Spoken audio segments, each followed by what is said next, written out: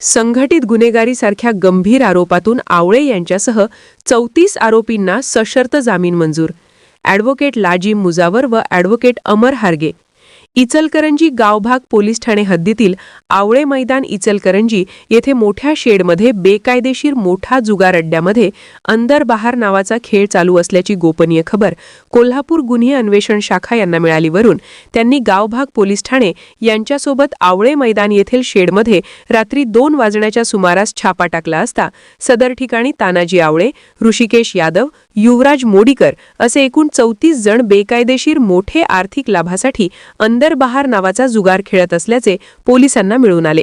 त्यावेळी त्यांच्याकडून 5,91,000चा मुद्देमाल जप्त करून त्याबाबतची फिर्याद इचलकरंजी गावभाग पोलीस ठाणे येथे भारतीय न्याय संहिता कायदा कलम 112 सह महाराष्ट्र जुगार कायदा कलम 4 व 5 प्रमाणे नोंदवून संघटित गुन्हेगारी कलमाअंतर्गत कार्यवाही करून 34 जणांना अटक करून इचलकरंजी येथील माननीय न्यायालयात हजर केले. त्यावेळी 34 आरोपीच्या वतीने ॲडव्होकेट लाजिम मुजावर व ॲडव्होकेट अमर हार्गे यांनी काम पाहिले.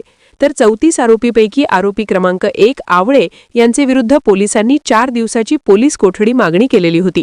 यावर ॲडव्होकेट लाजिम मुजावर यांनी माननीय न्यायालयात हरकत घेऊन जोरदार युक्तिवाद करून आरोपी क्रमांक 1 आवळे यांची पोलीस कोठडी माननीय न्यायालयातून नामंजूर करून घेऊन आवळे यांच्यासह 34 आरोपींच्या वतीने जामीन अर्ज माननीय न्यायालयात दाखल करून सदर गुन्ह्याचे कामी संघटित गुन्हेगारीची तरतूद लागू होत नाही.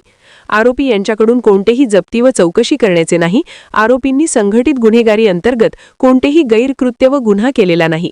त्यामुळे आरोपी यांचे अटकेकरिता कोणतेही आवश्यक कारण नाही अशा व इतर बाबी न्यायालयाच्या निदर्शनास आणून देऊन ॲडव्होकेट लाजिम मुजावर यांनी युक्तिवाद मांडून जामीन अर्ज मंजूर होण्याकरिता विनंती केले.